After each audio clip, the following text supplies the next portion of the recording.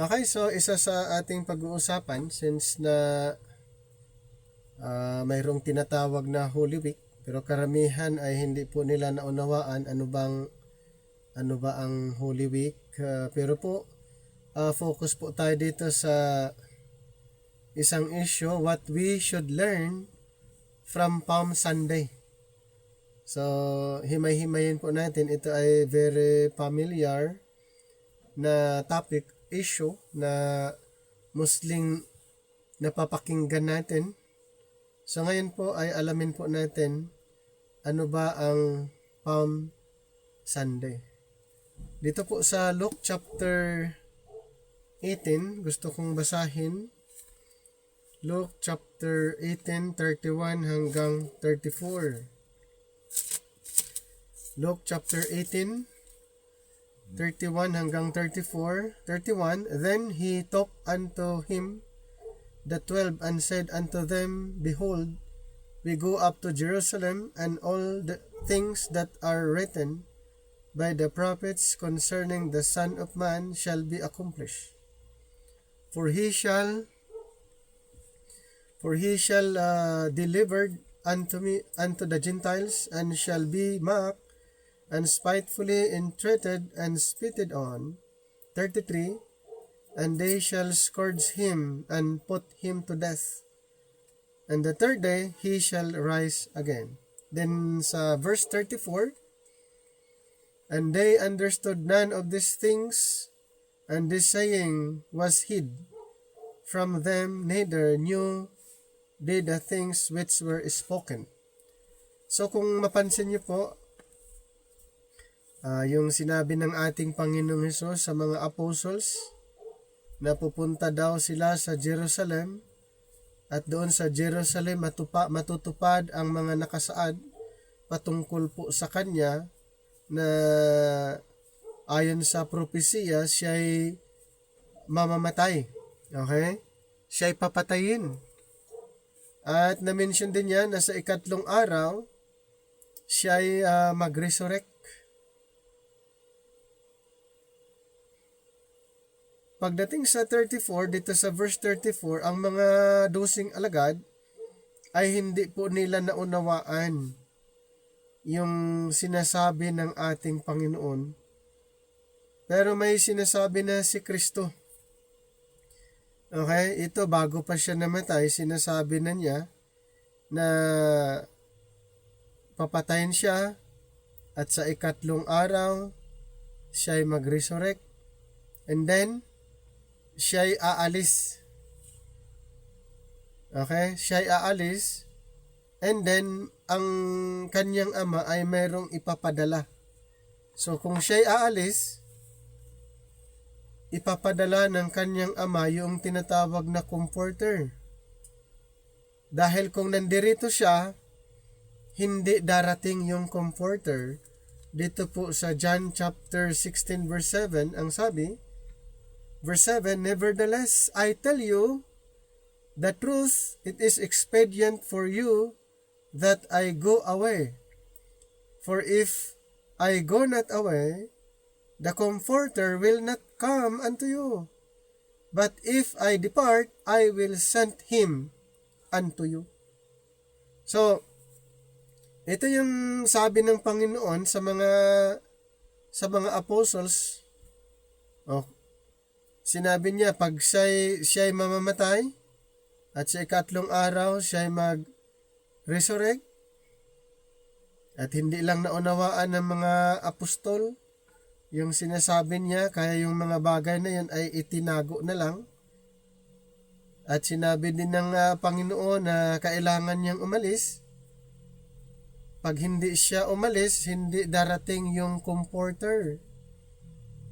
Ano ba yung comforter na yun? Dito sa verse 13, chapter 16 ng John, hanggang 14, Howbeit, when he, the Spirit of truth, is come, he will guide you into all truth, for he shall not speak of himself, but whatsoever he shall hear, that shall he speak, and he will show you things to come. 14, He shall glorify me, For he shall receive of mine, and shall show it unto you. So yung ipinangako niya, na pag siya'y aalis, pag siya'y umalis, ipapadala ang comforter, na ang comforter na yon ay banal na espiritu, na pag ito'y darating, ay kanyang ipapaintindi, ipapaunawa sa mga apostol yung lahat ng kanyang sinasabi. Diba doon sa Luke chapter 18 verse 34, sa verse 34, and they understood none of these things, and the saying was hid from them, neither knew they the things which were spoken. Ibig sabihin, yung sinasabi ni Kristo ay hindi nila naunawaan, hindi nila alam, dahilan na ito'y itinago. Pero ang magpapaintindi pala sa kanila, ang Espiritu, yung comforter na sinabi ni Jesus Christ, siya yung magpapaintindi sa mga apostol. Kung ano yung mga sinasabi ni Kristo, ang banal na Espiritu na yung bahalang magpapaintindi. So kailangan antayin nila. Dahil sabi ng Panginoon, ako'y aalis. At kung siya'y makaalis, ipapadala ang comforter na walang iba kundi ang banal na Espiritu, at ang banal na Espiritu na yung magpapaintindi doon sa hindi nila naunawaan dito sa Luke 18:34. Kasi dito sa verse 31, sabi ng Panginoon sa mga apostles, sabi niya, behold, we go up to Jerusalem, and all things that are written by the prophets concerning the Son of Man shall be accomplished. Kumbaga, sinabi niya, pupunta sa Jerusalem para matupad ang mga nakasaad, yung sinasabi ng mga propeta patungkol kay Kristo. Kaya sa 32, for he shall be delivered unto the Gentiles, and shall be mocked, and spitefully entreated, and spitted on. 33, and they shall scourge him, and put to death. And then the third day, anong mangyari? Siya'y mabubuhay. Naunawaan ba ng mga apostol? Hindi. Sa 34, and the 12 apostles understood none of these things.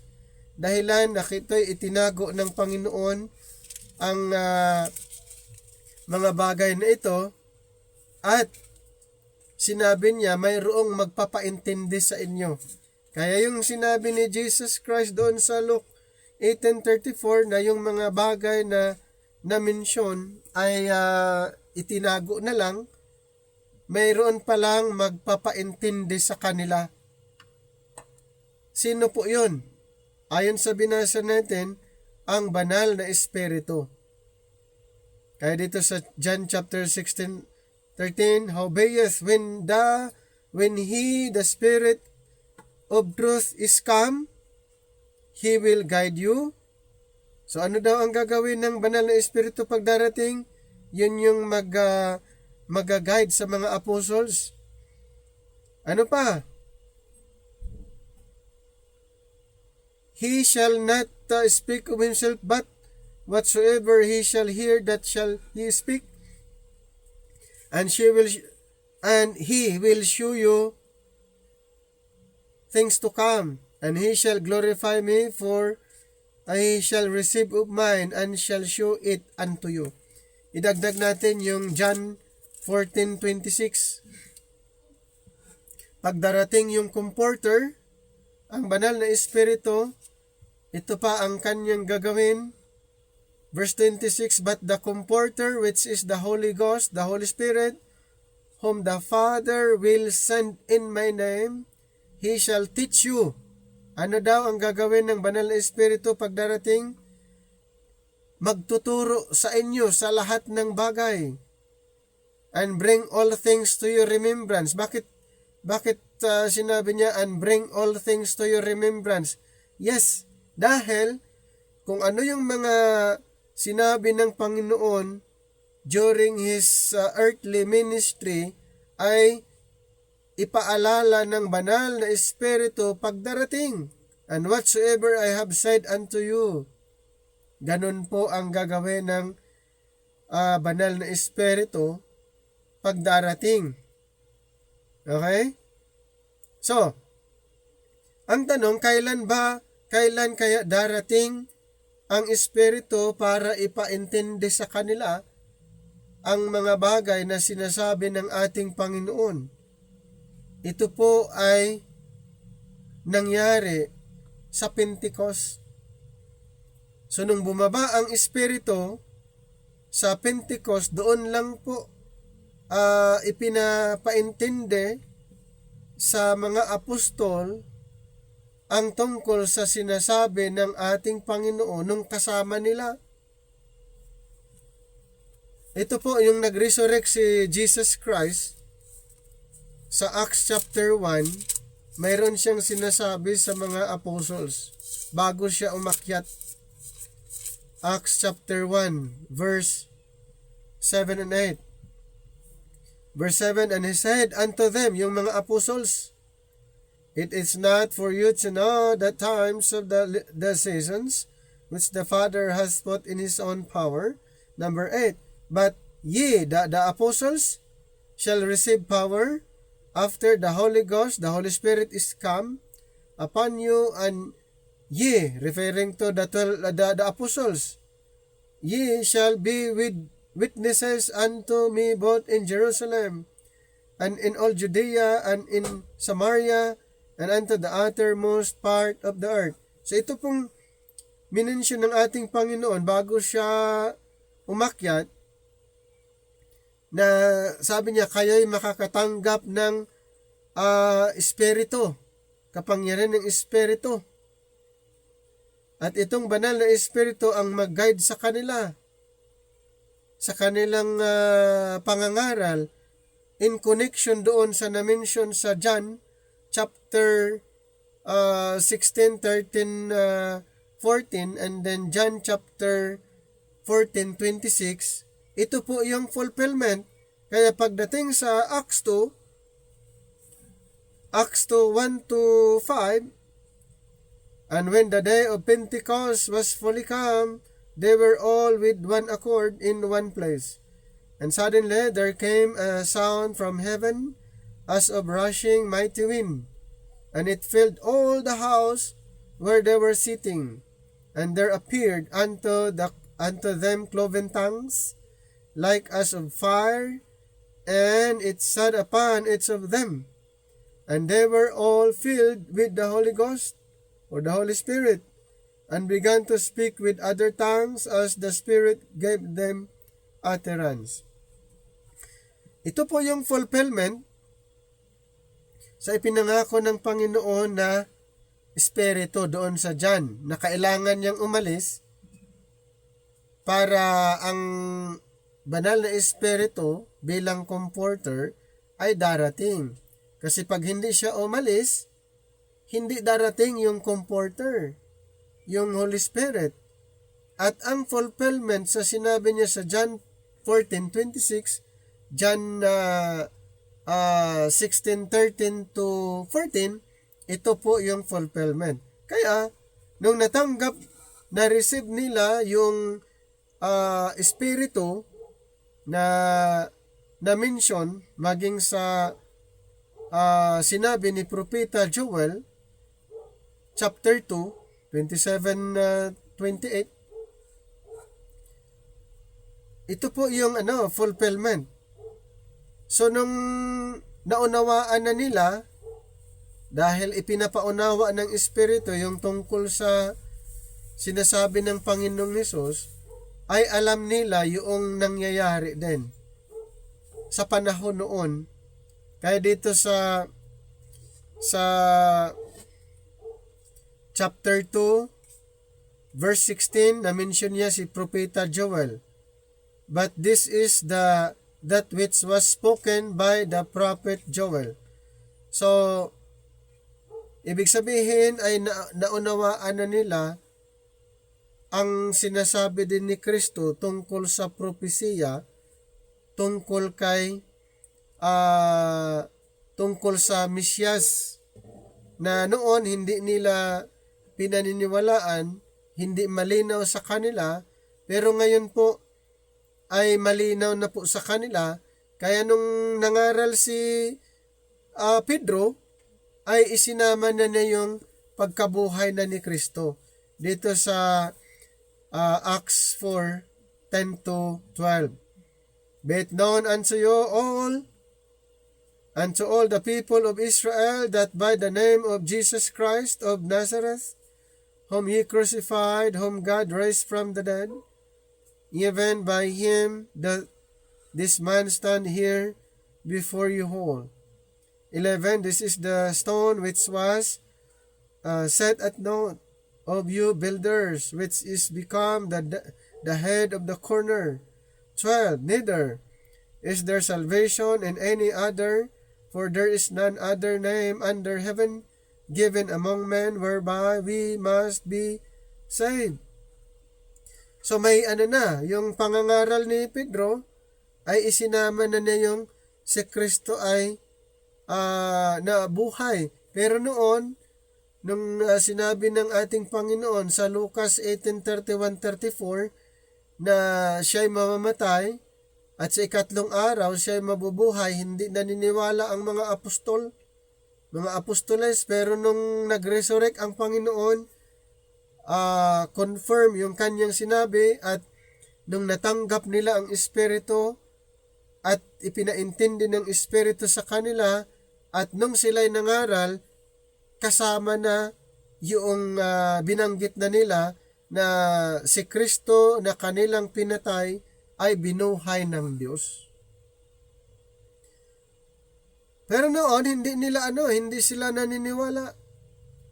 Doon lang sila naniniwala, at doon lang sila na natuto nung dumating ang Espiritu, at ang banal na Espiritu, yun yung nagpapaintindi na sa kanila. Ang Espiritu na yung nagpapaintindi sa mga apostol. So yun yung isang purpose ng banal na Espiritu kung bakit bumaba during Pentecost, dahil mayroon ng propesiya na yun talaga ang mangyayari. So, ang mga apostol ay nagtuturo sila, nag-start silang mangaral nung natanggap nila ang Espiritu. Kailan? Nung Pentecost, Acts 2. Kaya, nagiging masigasig sila, naging masipag sila, araw-araw sila nangangaral. Kaya dito sa Acts 2:41, 47, ilan ba ang na-converts araw-araw? Dito sa verse 41, then they that gladly received his word were baptized, and the same day there were added unto them about 3,000 souls. Verse 47, praising God and having favor with all the people, and the Lord added to the church daily such as should be saved. So, ang dami pong na-convert. So, isang araw, 3,000. 3,000. Okay? So, ito po sa tulong ng banal na Espiritu, sila po'y naging effective ministers. Sila po'y naging effective kingdom ministers, ang mga apostles. At ang daming na-convert. Araw-araw, 3,000. So, sa madaling salita, malinaw sa kanila yung mandate. Clear sa kanila yung marching order. Kaya ito po ay kanilang ginagawa. Pumupunta sila sa kung saan na lugar at sila'y nangangaral. Inuna nila sa Jerusalem, ayon sa na-mention sa Acts 1:8. But ye shall receive power after that the Holy Ghost is come upon you, and ye shall be witnesses unto me, both in Jerusalem and in all Judea and in Samaria and unto the uttermost part of the earth. Inuna nila sa Jerusalem. Yun yung pinaka-starting point sa kanilang ministry. So, ang tanong, ano ba ang ano ang mauunawaan natin doon sa Resurrection Sunday? Oh. At ito po ay kinikilala ng karamihan na Palm Sunday. So what we should learn from this issue? Alamin natin. Each year, bawat taon po, kumbaga once a year, sa araw na ito, ang daming mga religious na mga tao filled with zeal, yet not according to knowledge, carry statues of Jesus on a donkey through towns and parades with palm leaves, reenacting the events of Matthew 21. Karamihan po yan. Once a year, makikita natin maraming mga nagwagayway na mga palm leaves and then reenacting doon sa ginawa ng Panginoon. Nagpaparade sila sa mga town at na si Jesus Christ ipinakita na nakasakay sa donkey, isang estatwa, di ba? Isang rebulto. Yung nire-reenact nila yung ginawa ng Panginoon. Basahin ko lang yung Matthew 21. Matthew chapter 21. And when they drew nigh unto Jerusalem and were come to Bethphage, unto the Mount of Olives, then sent Jesus 2 disciples, saying unto them, Go into the village over against you, and straightway ye shall find an ass tied, and a colt with her. Loose them and bring them unto me. Verse 3, And if any man say oath unto you, ye shall say, The Lord hath need of them, and straightway he will send them. So mapansin nyo dito sa verse 1, chapter 21 yung malapit na sila sa Jerusalem at doon sa may Bethphage, natanaw na nila ang mayroong 2 disipulo ang Panginoon at inutusan, pinaunan niya at may makikita kayong asno or as na nakatali, dalhin niyo sa akin, sabi niya. Pag may magtatanong, sabihin na sabi ng Panginoon. O, diba? Ganun po yung scenario eh. All this was done that it might be fulfilled which was spoken by the prophet saying. So, ulitin ko po, ito po ay sa kay Zacarias, may isang Zechariah na propesya at ito po yung fulfillment. And then verse 5, Tell ye the daughter of Zion, Behold thy king cometh unto thee, meek and sitting upon an ass, and a colt that foal of an ass. And the disciples went and did as Jesus commanded them, and brought the ass and the colt, put on them their clothes, and they set him thereon. Verse 8, And a very great multitude spread their garments in the way. Others cut down branches from the trees and strewed them in the way.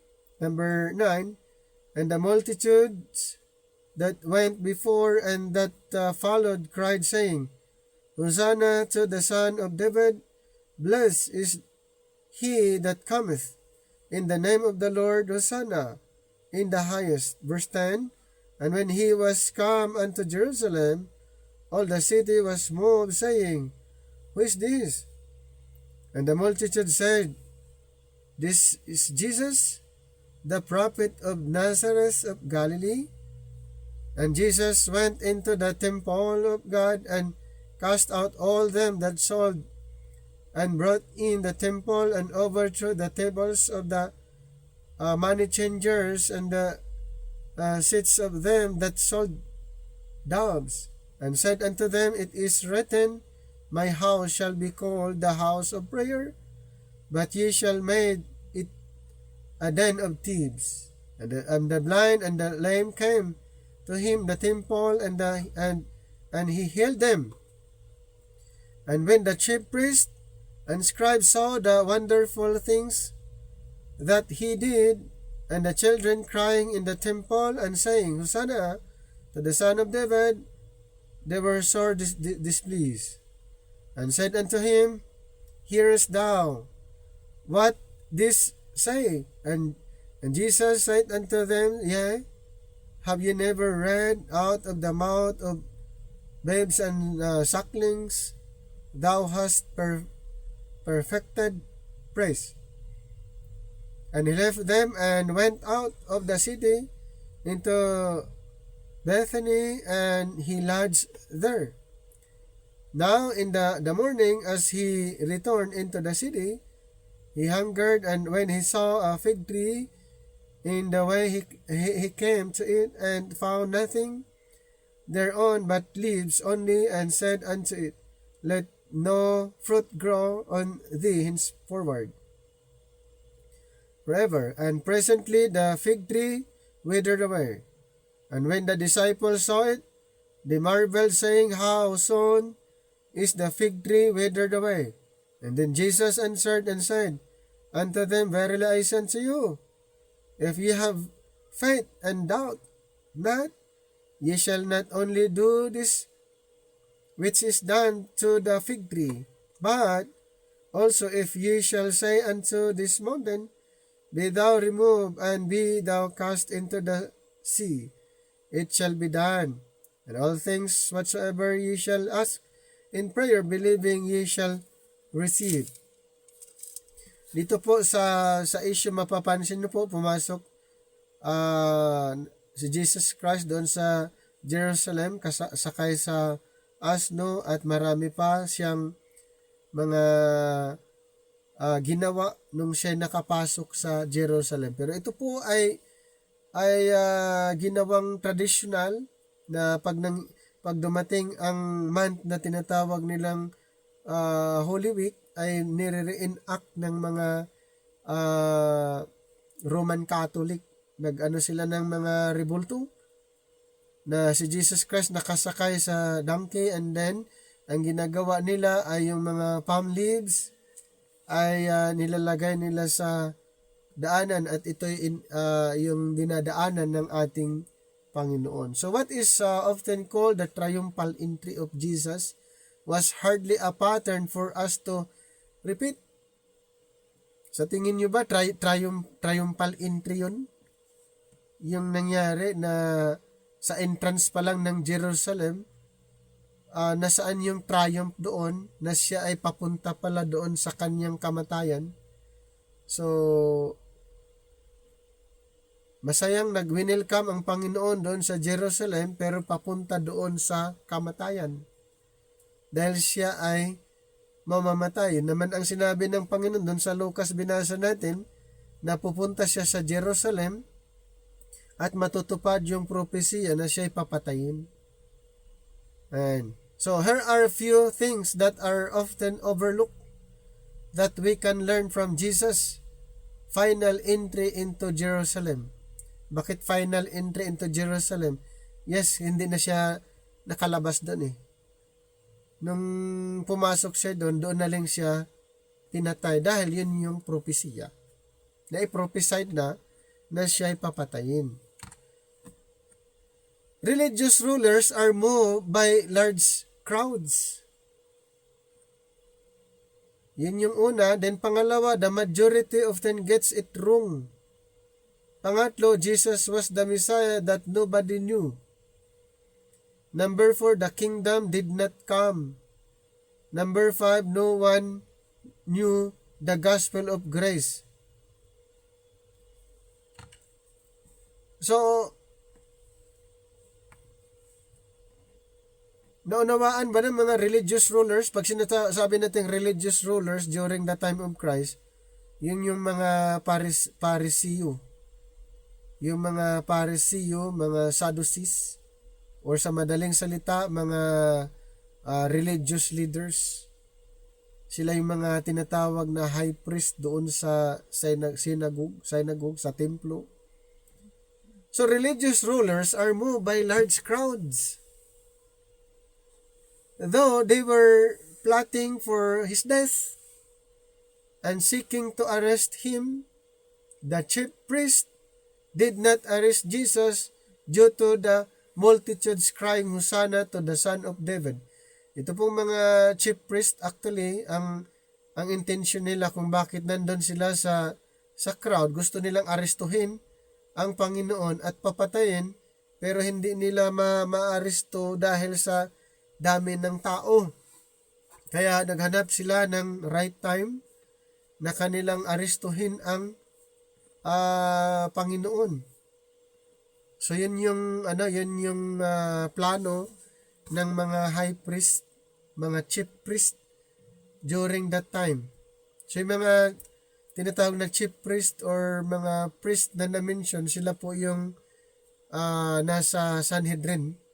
Kumbaga sila yung higher courts that time or Supreme Court sa panahon natin ngayon. Sila yung nanghuhuli at parurusahan ang tao kung mapatunayan na mayroong ginawang mali. At isa nga dito si Jesus Christ sa kanilang gustong arestuhin. Pero sa puntong ito hindi sila nagkaroon ng time dahil sa dami ng tao. Multitudes crying, Hosanna to the Son of David. A few days later, the crowd would be crying, crucify him. So yung mga sumisigaw na Hosanna to the Son of David, or yung praising, praising to the Son of God, pinipraise nila, wini-welcome nila. So yung mga sumisigaw na Hosanna to the Son of David, bakit bandang ilan lang na araw? Kasi ito po ay week lang, ito ang pinag-usapan eh. Bakit sa starting nung first day of the week, starting pa lang, na sinisigaw na nila, wini-welcome na nila ng may papuri, praising. Pero ilang araw lang ang lumipas, ano ang sigaw nila? Ang sigaw nila, crucify him. Anong nangyari? Yung mga crowd yung mga group of people, multitude, na pinupuri nila ang pagdating ng Panginoong Hesus doon sa Jerusalem, mga ilang araw lang ang lumipas, ang sigaw nila, ipako siya sa cross. Crucify him. Crucify him. So the priest complied. One reason the priest stumbled over the stumbling stone was that they were following the crowds and not their Messiah. Diba napansin nyo yung sigaw ng marami, kung sino yung sumisigaw nung winelcome nila ang Panginoon doon sa Jerusalem, yung pagpasok sa Jerusalem, ilang araw lang, sila lang din ang sumisigaw na ipako ang Panginoong Hesus sa cross. Ayan. So nakalimutan nila yung sigaw nila noon. Biglang kanilang binago ang kanilang desisyon sila lang din ang mga sumisigaw na ipako ang Mesyas. Patayin ang Kristo. Ayan. So, mayroon bang nag-uudyok sa kanila para baguhin ang kanilang pagkakilala nila kay Kristo? Ang mga high priest, sila po yung mga responsible. Okay? Yung mga high priest, sila yung gumagawa ng paraan, kinukumbinse yung crowd na ang kanilang isigaw ay ipako sa krus ang Panginoong Hesus. At sila po ay agad na kumbinsi. Kaya ang nangyari, ang sigaw ng karamihan, ipako sa cross ang Panginoong Hesus. Ibig sabihin, ang majority often gets it wrong.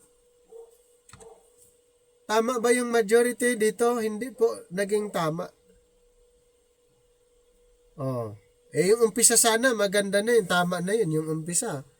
Kasi wini-welcome nila ang Panginoon. Pero, bandang huli, hindi na po. The majority of the people, sila'y nagkamali. Majority po. Ngayon, may mga ilan-ilan na nakakilala sa Panginoon. Pero karamihan, mali. Bakit mali? Dahil ang kanilang pagkakilala sa Panginoon ay hindi yung founded. Kasi kung totoong kilala nila ang Panginoon, kahit anong mangyari, panindigan nila yung pinakain. Ilang thousand yung pinakain ni Kristo, mayroong 4,000. Mayroon pa siyang pinakain na 5,000. Mayroon pa siyang mga pinagaling, lahat ng mga may sakit. Yun pala, ang dali lang nilang baguhin. Hindi nila naisip yung mga miracles na nagawa ng Panginoon nung ang Panginoon ay pumasok doon sa Jerusalem. Winelcome pa nila dahil yun yung kanilang pagkakilala, pero mga ilang araw ang lumipas, ang sigaw na nila ay ipako sa krus. Ipako, patayin ang Panginoong Hesukristo. Remember, when Jesus asked Peter, Who do they say I am? Ito si Peter, isa siya sa mga crowd. Isa siya doon sa crowd. Alamin natin, ano kaya ang kanyang pagkaunawa kay Jesus? Basahin nga natin. Mateo 16:13. Verse 13, when Jesus came into the coast of Caesarea Philippi, he asked his disciples, saying, Whom do men say that I, the Son of Man, am? Yun yung tanong. So, they were the same people. Sila lang din. And crying Hosanna in the Matthew 21. And then Peter's answer was that they believed in him to be one of the prophets. Naku, hindi nga din talaga nila kilala Dahil ang pagkaunawa ang pagkaunawa nila ay ikaw yung isa sa mga propeta. Dito sa verse 14. And they said, Some. Kumbaga, ulitin ko ang tinanong ng Panginoon, ito pa rin isa sa mga nasa crowd. Okay? Kung sino ba talaga ang Panginoon. Tinanong sila, sino ba ako para sa inyo? Dito sa verse 14, and they said, Some. say that thou art John the Baptist. Naku, hindi nila kilala.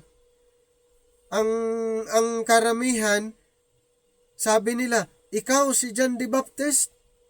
Mayroon ding ilan, hindi sila magkasundo. Mayroon ding nagsabi, ikaw si Elias. Mayroon ding mga nagsabi sa crowd, ikaw si Jeremiah, ikaw si Jeremias. Pero sila yung mga sumisigaw. Sila yung mga sumisigaw na wino-worship, wini-welcome nila ang Mesyas doon sa Matthew 21. Ngayon, nung tinanong na sila, para sa inyo, sino ako? Ang sabi ng iba, ikaw si John the Baptist. Sabi ng iba, ikaw si Elias. Sabi din ng iba, ikaw si Jeremias. Hindi nila kilala. Kaya pala, ang dali nilang makonvince. Ang daling mabago yung kanilang isip. Kaya sa bandang bago namatay ang Panginoon, kaya ang sigaw nila, ipako nyo siya sa cross. Crucify Him. Maging sila hindi nagkasundo. Yung crowd, yung multitude, hindi sila nagkasundo kung sino ba si Kristo. Pero mo yun, sabing siya si Elias, siya si John the Baptist, siya Jeremiah. Verse 15, he says unto them, but whom say ye that I am? Anong sagot ni Pedro naman? Mali yung crowd, karamihan, mali yung kanilang sagot. They were wrong. Si Pedro, kilala kaya niya? Peter knew better. Dito sa verse 15, ito yung sagot ni Pedro. Dito sa verse 16, and Simon Peter answered, said, thou art the Christ, the Son of the living God. Sa dami ng tao, ang nakasagot ng tama, si Pedro. Jesus was the Christ, the Son of the living God. Ipalagay natin na mayroong 20,000 or 10,000. Sa 10,000, bawasan ba natin? 5,000. Itong pinakain nga ni Kristo, mayroong 5,000, mayroong 4,000. Ibig sabihin, more than 10, sabihin natin. Pero, ang punto natin, sa dami ng tao, ang nakakilala lang, ang nakasagot lang sa tanong ni Kristo, ang tanong ng Panginoong Jesucristo, isa lang. Sino po ang nakasagot? Si Pedro. Kaya karamihan, mali yung sagot nila, kaya pala, ang dali nilang makonbinsi. Nung kinausap sila ng mga high priest, ng mga saserdote, ang isinigaw na nila, sabay-sabay pa sila, ipako sa krus. Crucify Him. Diba? So,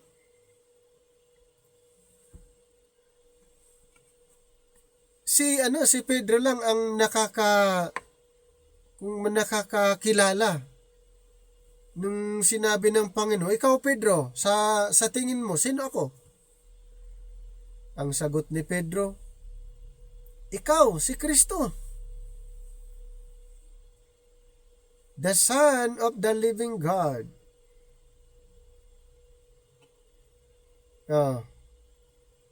Nakuha niyong point doon? Ibig sabihin, sa ministry ng Panginoong Jesucristo, ilang years, sabihin natin 3.5 years, hindi totally believers ang mga sumusunod kay Kristo, yung great multitudes dito sa basahin natin dito sa Matthew 4.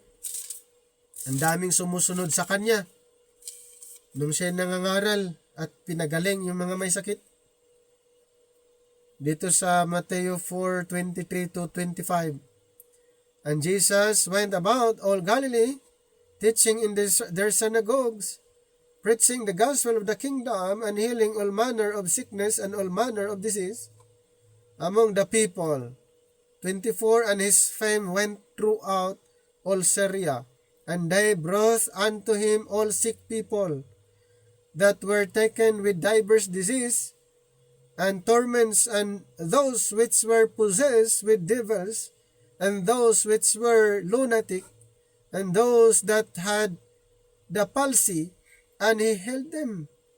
And there followed him great multitudes of people from Galilee, and from Decapolis, and from Jerusalem, from Judea, and from beyond Jordan. Marami? Yes, sobrang dami. Pero hindi nila totally na nakilala ang Panginoon kung sino talaga siya. Nung nag-welcome sa ating Panginoon, yung mga multitude, sila yung mga natulungan. Sila yung mga pinagaling. Sila yung sumusunod sa ating Panginoon nung hindi pa siya pumasok sa Jerusalem. Ngayon, nung pumunta siya sa Jerusalem, dahil kilala nga siya na nagpapagaling ng mga may sakit, at winelcome siya sa Jerusalem, masaya ang kanilang pag-welcome. Bandang huli, yung mga nag-welcome sa kanyang sumisigaw, Hosanna to the Son of David. Sila lang din ang mga sumisigaw, crucify him. Crucify him. Kaya pala, dahil hindi nila talaga kilala ang Panginoon. Nung tinanong sila, sa tingin nyo, sino ako? Sumagot ang ilan, si Elias. Sumagot yung iba, si John the Baptist. At yung iba naman, Jeremias. O di ibig sabihin, yung isang group ay nahati sa tatlo. Mayroong naniniwala na si Kristo ang John the Baptist, naniniwala na si Kristo ang Elias, naniniwala na siya ang Jeremias. At may isa na iba, si Pedro. Dahil sabi ni Pedro, ikaw, si Kristo, ikaw ang Mesias, the Son of the living God. Now, the multitudes in Jerusalem, when asked the crucial question of Jesus' ministry, responded in error. Diba? Who is this? And the multitude said, this is the prophet of Nazareth of Galilee. Hindi nila kilala. Propeta lang siya.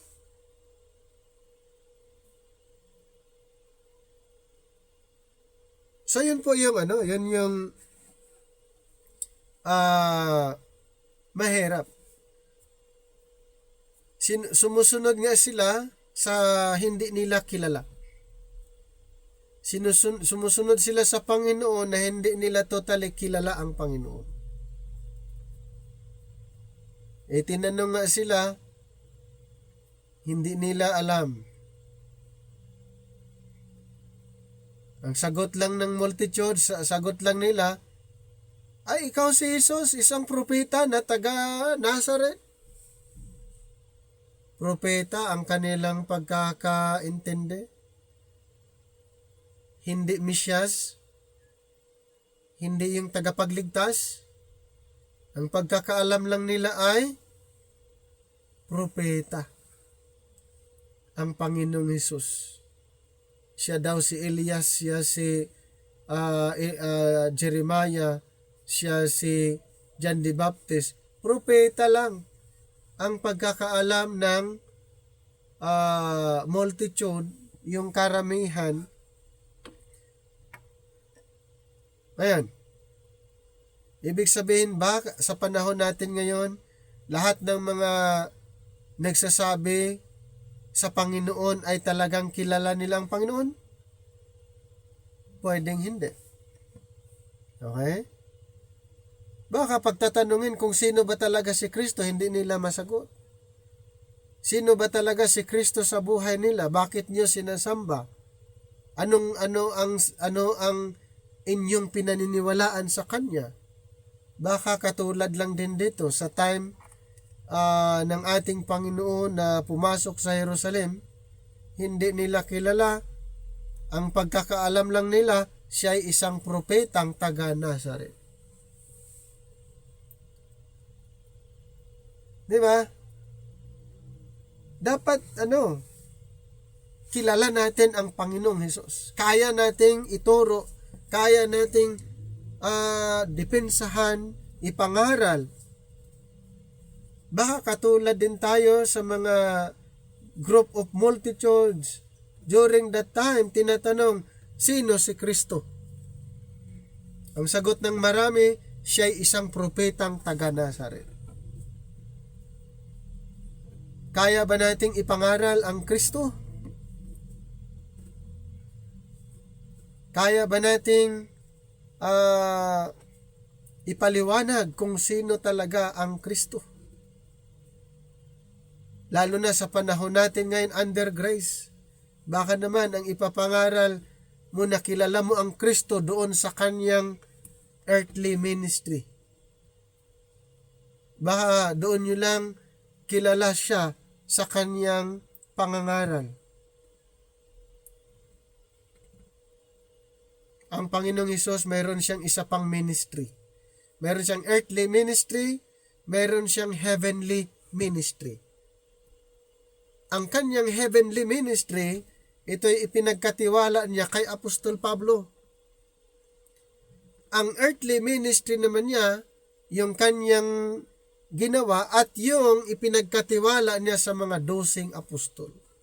Yun po ay earthly ministry. Ngayon, kung hindi natin alam na mayroon siyang earthly ministry, mayroon siyang heavenly ministry, pagtatanungin natin, anong pagkakilala mo sa Panginoon? Kung ang alam mo lang yung earthly ministry, magka-problema na tayo doon. Dahil sa ngayon, hindi earthly ministry ang pinag-uusapan. Ang pinag-uusapan ngayon, yung kanyang heavenly ministry na ito'y inirebuild kay Apostol Pablo. Kaya nga ang gospel natin ngayon ay gospel of grace, hindi base doon sa kanyang earthly ministry. Kaya itong mga multitude, sumusunod sa Panginoon. Nung tinanong sila, sino ako para sa inyo? Anong sagot nila? Siya lang ay isang propeta. Siya lang ay isang propeta. Pagkakaalam nila, si propeta Elias, si prophet John the Baptist, si propeta Jeremiah. Kaya ang sagot ni Pedro, ikaw ang Kristo, ikaw ang Mesyas, the Son of the living God. He was more than a prophet. He was the Christ. Di ba? Pero itong multitude, ang pagkakaalam nila propeta. He was more than a prophet. He was the Messiah. Jesus was the Messiah that nobody knew. Yes, during the earthly ministry of Jesus Christ, hindi nila nakilala ang Panginoon na siyang Mesyas. Matagal na nilang inaantay na Mesyas. Kung alam nila na siya na yung Mesya, ay hindi nila papatayin ang Panginoong Hesukristo. Di ba ang mga Israelites, matagal na nilang inaantay ang Mesyas? Kung kilala nila na siya yung Mesyas, hindi nila papatayin si Kristo. Jesus was the Messiah that nobody knew. The multitudes did not know what they were saying, but this did not stop prophecy from being fulfilled. Yes. Kasi kung hindi siya mamamatay, hindi matupad ang propesya. Okay? So, ito po ay fulfillment sa sinasabi ng propesya doon sa Zechariah 9:9. Zechariah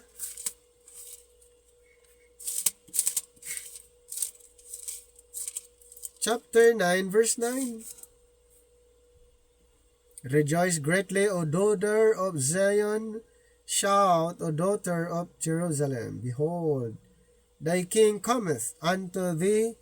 He is just and having salvation, lowly, and riding upon an ass, and upon a colt that fall of an ass. Fulfillment po yung nangyari sa na-mention sa Zechariah at sa Psalms 8 verse 4. Psalms chapter 8 verse 4, what is man that thou art mindful of him, and the son of man that thou visitest him? And then Psalms 118. Psalms 118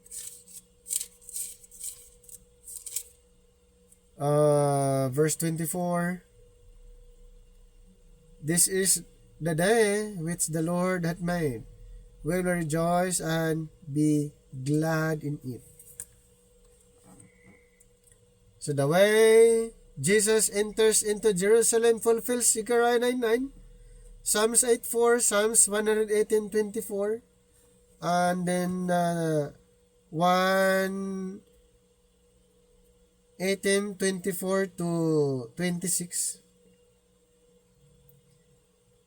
Save now, I beseech thee, O Lord, I beseech thee, send now prosperity. Blessed be he that cometh in the name of the Lord. We have blessed you out of the house of the Lord. Fulfillment po. So the disciples only put the pieces together after Jesus' ascension. Kailan ulit po sila nagiging isang group after the ascension? Nung nag-resurrect ang Panginoon, kinommission ulit sila. And then nag-gather sila hanggang tuloy-tuloy. Nangaral sila. Kaya sa John 12:16, John 12 verse 16, these things understood not his disciples and the first, but when Jesus was glorified, them remembered they that these things were written of him, and that they had done these things unto him. Ganun po ang nangyari. Kaya after nag-resurrect, nag-ascend ang Panginoon, ang mga apostol sama-sama na silang nangaral. Naunawaan na nila yung kanilang misyon, naunawaan na nila kung ano yung ministry nila. Kaya kung ano yung marching order na ibinigay ng Panginoon sa kanila, ito po'y ginagawa po nila. Other than Jesus, the only people that seemed to appreciate the important on that day were the scribes and Pharisees, who were shocked at what the uneducated masses were saying. Hearest thou what this say in Matthew 21:16? Bakit uneducated? Hindi nila kilala ang Panginoon. Balikan natin yung Matthew 21:16. Verse 16. And said unto him, Hearest thou what they say? And Jesus said unto them, Yea, have ye never read, out of the mouth of babes and sucklings thou hast perfected praise. At ganun din ang mga disciples. Master, rebuke thy disciples in Luke 19:39. Luke 19:39. And some of the Pharisees from among the multitude said unto him, Master, rebuke thy disciples. So, ulitin ko po, itong mga scribes at saka yung mga Pharisees, sila po yung tinutukoy ni Kristo dito na uneducated. Dahil unang-una, hindi nila kilala ang Panginoong Hesus. Pero sila ay nag-aantay ng Mesyas. Pero dumating yung Mesyas, hindi nila kilala. Ibig sabihin, ang mga iskriba, mga Pariseo, ay uneducated. At yung mga iba pang sumusunod sa ating Panginoon, lalo na yung crowd, yung multitudes. Sa dami ng tao, sabihin natin thousands, si Pedro lang ang nakakasagot doon sa tanong ni Kristo na para sa kanila, sino siya? Kaya si Pedro yung tinanong, sagot ni Pedro, ikaw ang Mesyas. Thou art Jesus, the Son of the living God. Pero dito po, the multitude, karamihan, hindi nila kilala si Kristo. Nobody knew. Pero ganun pa man, ito po ay fulfillment sa sinasabi ni Propeta Zechariah at yung naisulat sa Psalms 8:4, Psalms 118:24.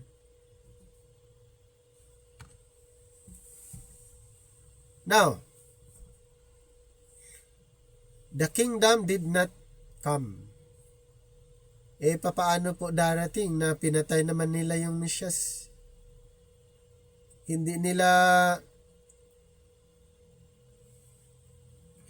nakilala na yung winelcome nila sa Jerusalem, yung pumasok sa Jerusalem, siya yung Messiah. Yun na sana yung time na maghahari ang Panginoon sa kanila. Kaso lang, ang multitudes, hindi nila kilala ang Panginoon. Ang alam lang nila, si Kristo ay isang propeta lang. Yun lang ang pagkakaalam ng karamihan na siya ay isang propeta. Kung alam sana nila na si Kristo yung hari, kung alam sana nila na yung winelcome nila, siya yung king, siya yung matagal nang inaantay na Mesyas, ay hindi sana mangyayari na siya'y mamamatay. So the kingdom did not come. Some may think that since Jesus had a king's reception that day, that it was an indication of his kingdom having come, but they would be wrong. Ayan. Kaya, walang nangyari. Though the throng sang praises when Jesus entered that day, and a triumph was short-lived, Jesus was a king without a kingdom. So after the palm leaves and hosannas, Jesus wept over the city because it did not know him as Christ. hindi nila alam na maganda na sana yung pag-welcome nila, kaso lang hindi pala nila kilala na si Kristo yung hari. Parang ang nangyari, Jesus was a king without a kingdom. Kaya after nung ginawa nila sa palm leaves at yung pagsigaw nila, Hosanna, the Son of David, after that, si Kristo ay napaiyak na lang doon sa syudad ng Jerusalem dahil nga karamihan hindi siya kilala na siya yung Kristo. Basahin natin yung Luke 19:41 hanggang 44. And when he was come near, he beheld the city and wept over it, saying, If thou hadst known, even thou at least in this thy day, the things which belong unto thy peace, but now they are hid from thine eyes. For the day shall come upon thee that thine enemies shall cast trends about thee and compass thee round and keep thee in on every side. And then 44, and shall lay thee even with the ground and thy children within thee, and they shall not leave in thee one stone upon another, because thou knewest not the time of thy visitation. It did not know him as Messiah. A few days later, the refusal of him would be manifest in his crucifixion and subsequently in the rejection of his disciples. Okay? Kaya sa chapter 7:57, ito yung sa time ni Stephen, nireject nila ipinapangaral na nga. Karamihan sa Israel, nireject nila na yung kanilang pinako ay yun yung Mesyas. At ginawa pa nila, nireject, pinatay pa yung si Stephen, Acts 7:57. Then they cried out with a loud voice and stopped their ears and ran upon him with one accord. So, few days later, the refusal of him would be manifest in crucifixion. Yes, ganun po ang nangyayari. Nireject nila at dumating sa punto na kanilang pinatay ang Panginoon. Subsequently, in the rejection of his disciples. No one knew the gospel of grace. Yes. Walang nakakaalam. Walang nakakaalam sa ebanghelyo tungkol sa biyaya. No one knew the gospel of grace during that time. Dahil kailan lang inirevealed ang gospel of grace? Kay Apostol Pablo. Doon sa Acts 20:24, sinabi niya, But none of these things move me, neither count I my life there unto myself, so that I might finish my course with joy, and the ministry which I have received of the Lord Jesus, to testify the gospel of the grace of God. Ibig sabihin, nung hindi pa naibigay ang ebanghelyo doon kay Pablo, wala pang nakakaalam tungkol sa ebanghelyo. Tungkol sa ebanghelyo ng biyaya. While a few of his disciples knew and believed he was Christ, they did not know why he kept telling them he had to die and rise again. Jesus had told them he was going into Jerusalem to die, but they were ignorant about what it meant. Diba? Sinabi na niya, diba, sa kanyang mission na babanggit niya na siya mamamatay at 3 araw siya mabuhay, hindi naunawaan ng mga apostoles. Ito sila ay tinatawag na ignorante doon sa sinabi ni Kristo. Ibig sabihin ba hindi nila alam yung propesiya? Yes.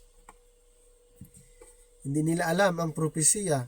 Doon lang nila naunawaan nung natanggap nila ang promise na banal na espiritu doon sa Pentecost. Doon lang nila naunawaan yung sinasabi ni Kristo. Pero during the time of Jesus, kasama nga nila ang Panginoon, pero yung mga apostol hindi nila totally naunawaan yung sinasabi ni Kristo. They understood none of these things. They were ignorant about what it meant. No one throughout the entire so-called Holy Week, hindi nila naunawaan yun. Yung mga nagsasabing Holy Week, the gospel, no one knew the gospel of grace.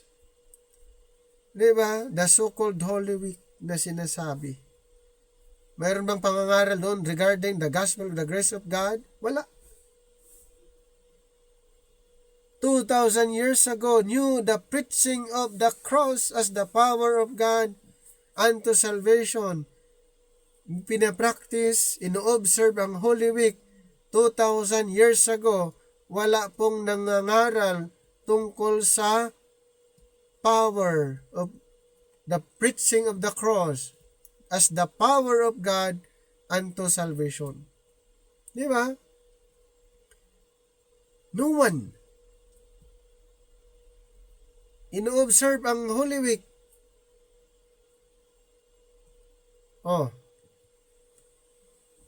Pero walang nangangaral tungkol sa cross as the power of God unto salvation.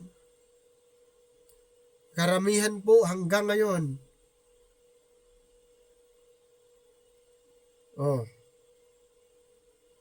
No one knew God's mystery purpose to place Christ as the head of a new creature. Hindi po Israel ang head of the church. Christ is the head of the church, which would consist of neither Jew nor Gentile. Mayroon bang ganon na in-observe ang Holy Week, ang tagal, 2,000 years ago? Ito po yung time. Kung tayo ang mangangaral, halimbawa, emphasize natin yung preaching of the cross as the power of God unto salvation. Ipapangaral natin ang God's mystery purpose na si Kristo yung head of a new creature, hindi yung mga Israelites. Nakuha? Naintindihan niyo yung point? Ipinapangaral ang Holy Week na sinasabing Holy Week. Pero hindi ipinapangaral ang gospel of the grace of God. Hindi ipinapangaral ang message of the cross. Gaano kahalaga, kaimportante ang cross. Na sa panahon noon, ang tingin nila ang cross ay foolishness or curse. Pero sa panahon natin ngayon, na mga naligtas, ito po'y kapangyarihan ng Diyos. The power of God unto salvation to everyone that believeth. Maging sa mga Hudyo o sa mga Hintil. No one knew the gospel of grace. Karamihan po sa panahon natin ngayon ay hindi nabigyan ng emphasis yung gospel of grace. Nakapokus lang sa Holy Week. Di ba Holy Week?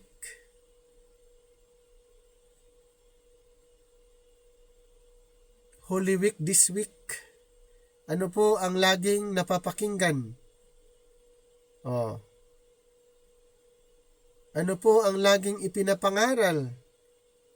wala po doon yung gospel of grace, wala yung preaching of the cross, na ito po ay napakahalagang maunawaan sa ngayon, yung complete work ng ating Panginoon. In the same fashion today, Christian religions repeat the ignorance of 2,000 years ago. Ano pong nangyari? Parang inuulit lang nila yung pagiging ignorance. Parang nauulit lang. Yung mga religion, Christian religions, inuulit lang nila yung mga nangyari 2,000 years ago.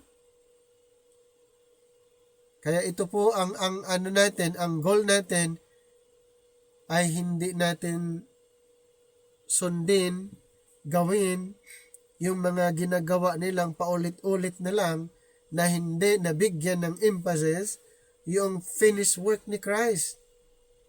Their leaders follow the tradition and the crowds. The majority misses the preaching of Jesus Christ according to the revelation of the mystery. Romans 16:25. Ito yung time na baguhin natin at ipapangaral natin ang tungkol kay Kristo ayon sa revelation of the mystery. They will praise Christ as King but fail the same way as Jerusalem did, as they teach Christ, kingdom has come when it has not. Diba sa Holy Week, na sinasabi, ini-emphasize na si Kristo yung hari. Si Kristo yung hari. Sila nga na failure, ipapangaral pa si Kristo hari hanggang ngayon. Ang mga Israelites failure sa Jerusalem, sila ay failure, wala po yung kingdom. Dumating ba yung kingdom? Hindi. Tapos hanggang ngayon, ipapangaral pa rin nila. May bagong programa na po mga kapatid. Kahit anong pangangaral mo doon sa itinuturo ng mga apostol or during the time of Jesus Christ, hindi na po yan effective. Bakit? Iba na po ang programa ngayon. Dapat ipangaral natin si Kristo according to the revelation of the mystery. They will be disappointed. They crucify anyone who tries to tell the truth that we are not now living in the kingdom for which the multitudes wave palm branches. O magwagayway ng mga branches, mga palm branches during Holy Week, ganon. Walang hindi na-emphasize yung complete work ng ating Panginoon. What we should learn was kept secret on that day. Romans 16:25, binasa natin, basahin ko ulit. Ang ano natin, ang ipinapangaral, ang naintindihan natin, yung keep secret during that time. Romans 16:25, now to him that is of power to establish you according to my gospel and the preaching of Jesus Christ according to the revelation of the mystery which was kept secret since the world began. 1 Corinthians chapter 4, 1 and 2. 1 Corinthians chapter 1. 1 Corinthians chapter 1, chapter 4, 1 and 2. Let a man so account of us as the ministers of Christ and stewards of the mysteries of God. Moreover, it is required stewards that a man be found faithful. We are God's stewards under the mystery program. So, tayo ba ay maging faithful steward kung ang ipinapangaral natin ay under the kingdom program? Hindi ka faithful steward. Dahil kung faithful steward ka, kung ano yung mensahe para sa ngayon, doon ka lang. Kung anong mensahe para sa ngayon, yun yung ipapangaral mo. Yun yung paniniwalaan mo. Pero kung ipapangaral mo yung mga ibang katuruan, lalo na yung sa kingdom program, under the law program, hindi ka tatawaging faithful minister. Ayon dito sa binasa natin, moreover, it is required in stewards that a man be found faithful. Kaya, kung bakit ang ipapangaral natin, yung revealed mystery program, dahil yun po ang turo under this present time, under the dispensation of grace. Kaya sayang yung panahon, ipapangaral yung the so-called Holy Week, reenactment ng karamihan, gumawa ng palm leaves, at si Jesus Christ na nakasakay sa asno, at sumisigaw sila na Hosanna, the Son of David. Ay nasaan yung message of the cross na dapat i-emphasize sa panahon natin ngayon? Kaya the majority misses the preaching of Jesus Christ according to the revelation of the mystery.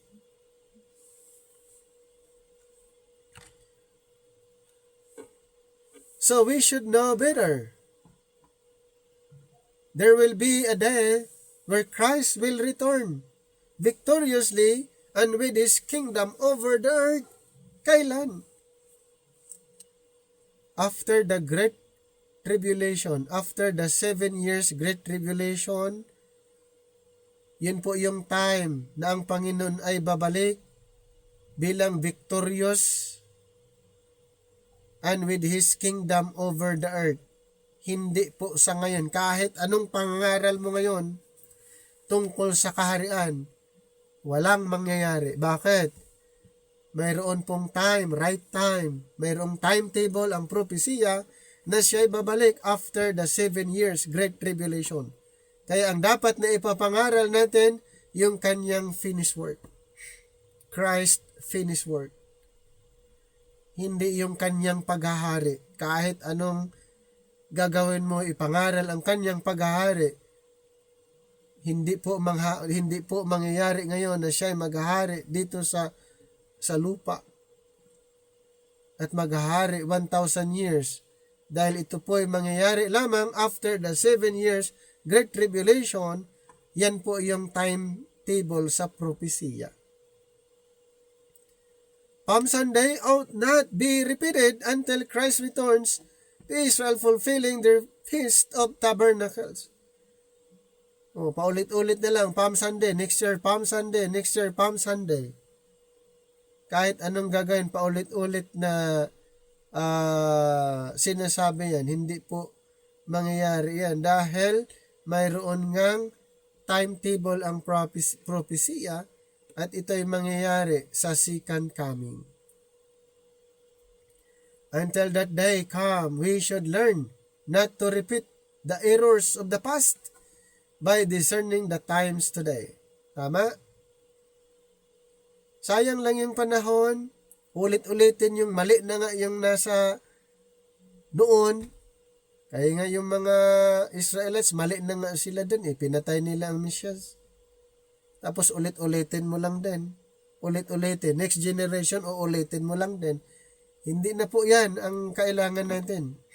Dapat ang ipapangaral natin kung ano ang inirevealed ng Panginoon. Kaya nga sa Ephesians chapter 3, verses 1 to 3, For this cause I, Paul, the prisoner of Jesus Christ for you Gentiles, if ye have heard of the dispensation of the grace of God, which is given me. Sino yun? Si Apostle Paul. Given me to your word, how that by revelation he made known unto me the mystery, as I wrote afore in few words. May bagong programa na. Nasa bagong programa na tayo, hindi doon sa dating programa.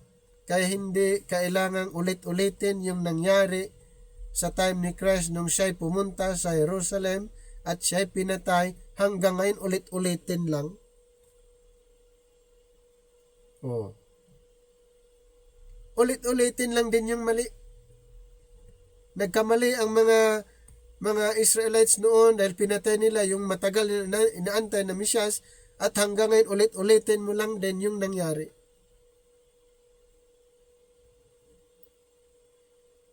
Ang dapat nating ipapangaral ngayon ay ang complete work ng ating Panginoon doon sa cross. The message of the cross. Yung kanyang finished work. Yun yung basis para ang tayo maligtas. Dapat ipangaral ang kanyang ginawa sa cross. Religious Holy Week ends with the crucifixion and resurrection of Christ, but the ministry of the church begins with the revelation of the gospel of the grace of God, not revealed until after that week. Di ba? Doon po, wala doon sa yung religious belief regarding Holy Week. Na ito'y nag-end sa crucifixion, resurrection, pero yung ministry, okay, the ministry of the church, the body of Christ, ito po yung nag-start nung inirebeld ang gospel of the grace of God. Na ito po yung hindi inirebeld doon sa Holy Week, kundi after Holy Week na sinasabi. Oh. So, hindi natin mauulit yung dating nangyari, yung nangyari noon. Kasi ang ating focus, ang i-share natin ngayon ay ang gospel of grace after Holy Week. This week, religions will repeat the events of Jesus' earthly ministry. Inuulit-ulit nila yon and mourn his death as the biggest mistake humanity ever made, in the same ignorance as the disciples as to why he had to suffer and die.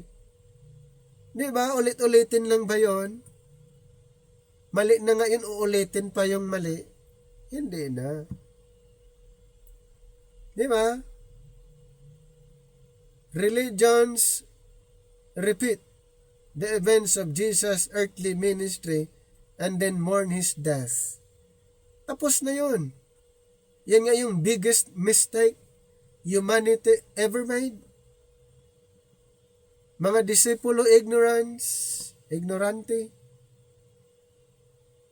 Tapos uulitin lang din ng mga believers ngayon. Oh. Hindi ba nila naunawaan na mayroon ng bagong programa ang Panginoon na dapat ipapangaral?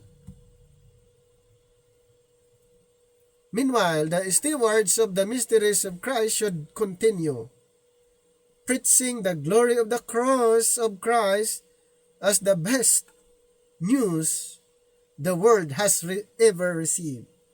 Yan po, hindi yung unang katuruan during that time dahil nasa panibagong programa tayo. Hindi doon laging nakafocus sa earthly ministry. Karamihan doon failure. Karamihan yung mga Israelites doon ay hindi nagawa. Tapos biglang tayo na hindi kasama doon sa earthly ministry, biglang gagawin natin paulit-ulit yung mali na uulit. Hindi na po. Ang dapat nating ipapangaral ngayon, the preaching, continue preaching the glory of the cross of Christ. Dahil ito po yung the best na news. The best news the world has ever received. Yan po ang kailangan. Kumbaga, tayo yung instrumento, maipapangaral natin, hindi yung mali nung nakaraan, Hindi natin ipapangaral yung mali ng nakaraan. Hanggang ngayon, 2,000 years ago, hindi na po. Kundi ipapangaral natin yung revelation, Jesus Christ according to the revelation of the mystery. Yung kanyang work sa cross. Yun yung basihan para ang tao ay maligtas. Yun po ang ating ipapangaral. The gospel of the grace of God. Kaya ulitin ko po, napaka-common, lalo na this week is Holy Week. Kailangan nating ipangaral, i-emphasize yung complete work ng ating Panginoon. Doon natin maipaliwanag yung magandang emphasis doon sa cross or the message of the cross. Sana po mayroon kayong naunawaan dito sa ating pag-aaral what we should learn from Palm Sunday. Okay po, so hanggang dito na lang ang ating presentation. Maraming salamat.